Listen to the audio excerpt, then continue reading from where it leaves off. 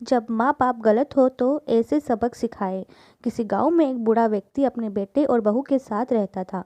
परिवार सुखी संपन्न था।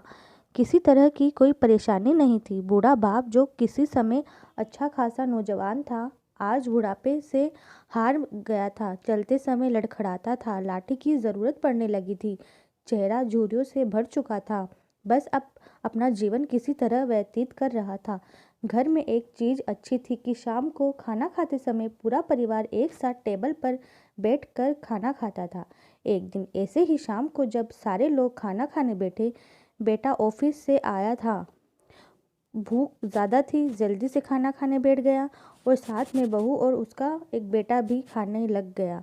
बूढ़े हाथ जैसे ही थाली उठाने को हुए, थाली हाथ से छिटक गई और थोड़ी दाल टेबल पे गिर गई। बहू बेटे ने घृणा दृष्टि से पिता की ओर देखा और फिर से अपना खाना खाने लग गए। बूढ़े पिता ने जैसे ही अपने हिलते हाथों से खाना खाना शुरू किया तो खाना कभी कपड़ों पे गिरता, कभी जमीन पर। बहू चिढ़ते हुए कहा, हे राम, कितनी गंदी तरह से खाते हैं। मन करता है इनकी थाली किसी अलग कोने में लगवा देते हैं। बेटे ने भी ऐसे ही हिलाया सिर, जैसे पत्नी की बात से सहमत हो।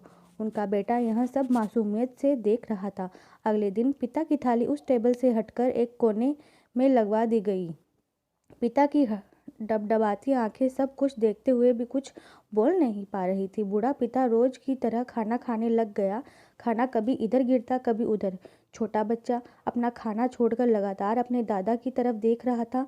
माँ ने पूछा, क्या हुआ बेटे, तुम दादाजी की तरफ क्या देख रहे हो और खाना क्यों नहीं खा रहे हो? बच्चा बड़ी मासूमियत से बोला, माँ, मैं सीख रहा हूँ कि वृद्धों के साथ कैसा व्यवहार किया करना चाहिए। जब मैं बड़ा हो जाऊँगा और आप लोग बूढ़े हो जाओगे तो मैं भी आपको इसी तरह कोने में खाना खिलाया करूँगा। बच्चे के मुंह से ऐसा सुनते ही बेटे और बहू दोनों कांप उठे। शायद बच्चे की बात उनके मन में बैठ गई थी, क्योंकि बच्चे ने मासूमियत के साथ एक बहुत बड़ा सबक दोनों लोगों को दिया था। बेटे ने जल्दी से आगे बढ़कर पिता को उठाया और वापस टेबल पे खाना खाने के लिए बिठा दिया। बहू भी भाग कर पानी का गिलास लेकर आई कि पिताजी को कोई तकलीफ ना हो।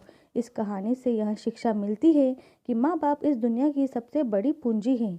आप समाज में कितनी भी इज्जत कमा ले या कितना भी धन इकट्ठा कर ले, लेकिन माँ बाप से बड़ा धन इस दुनिया में कोई नहीं है। इस कहानी पर आपकी क्या राय है, हमें कमेंट करके ज़रूर बताइएगा। कहानी सुनने के लिए आपका धन्यवाद। चैनल कहानी पसंद आई है तो लाइक शेयर ज़रूर कीजिएगा। चैनल पर नए हैं तो चैनल को सब्सक्राइब ज़रूर कीजिएगा। कहानी सुनने के लिए धन्यवाद।